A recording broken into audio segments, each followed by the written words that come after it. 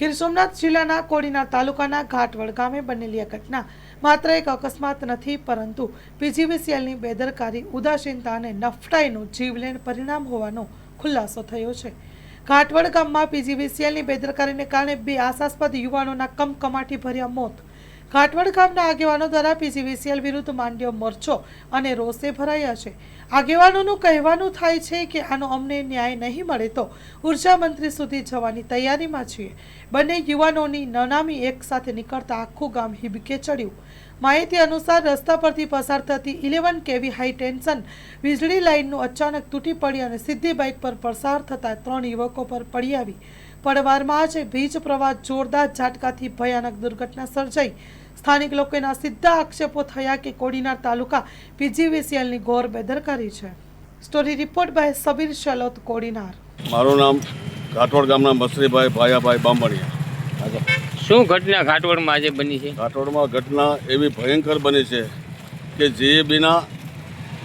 જીએબીના મિસ્ટેકને કારણે અગાઉ એને ફોન 4 દી પહેલાં કર્યા હતા, એ લોકો રિપેર કરવા ન આવ્યા.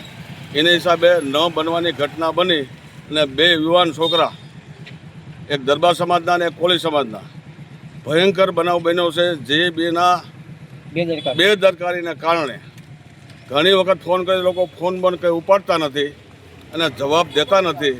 એટલે જીઈબીની એટલી બધી બેદરકારી છે. એમાં આ બારણભાઈ છે, એ ખાસ તો આખો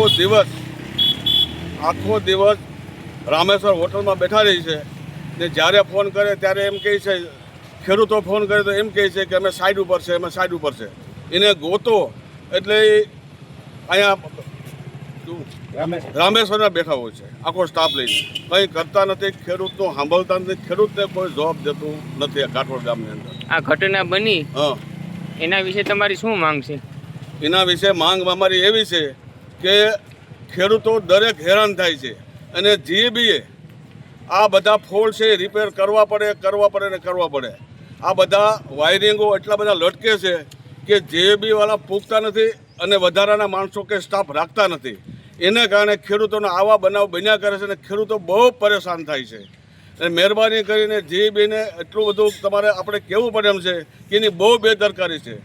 ફોન કરે કોઈનું સાંભળતા નથી. ઘાટવડ ગામની અંદર અહીંયા કોઈ આગેવાન જેવું છે નહીં એવું એ માનીને બેઠા છે, એટલે એની ઘરની ધોરાજી આંકે છે. બરાબર. તો આ તમારી માંગ નહીં સ્વીકારાય તો તમે શું કરશો? અમે આના વિશે બહુ આગળ પગલાં લેવાના છે, લેશું અને લેવાના છે. બને એટલા પ્રયત્ન ઉર્જા મંત્રી સુધી આ પ્રશ્ન પહોંચાડવાનો છે. આગળ તમે જાણ કરી કોઈને? હા, જાણ કરી, જોવા આવ્યા હતા, પણ હજી પંચનામું બાકી છે. કારણ કે ડેડ બોડી જ્યાં સુધી ન આવે ત્યાં સુધી પૂરું પંચનામું થયું નથી. એટલે હવે અમને એ બોલાવશે ત્યારે અમે આગળની વ્યવસ્થિત કરશું. મંગલ મેડિકલ સ્ટોર, દરેક પ્રકારની દવાઓ પર ડિસ્કાઉન્ટ મળશે. હોસ્પિટલ રોડ, કોસ્મોસ બેંકની બાજુમાં, ડૉક્ટર દમયંતીબેન ગણાત્રા હોસ્પિટલની સામે, ભુજ. Mobile number 9428234840.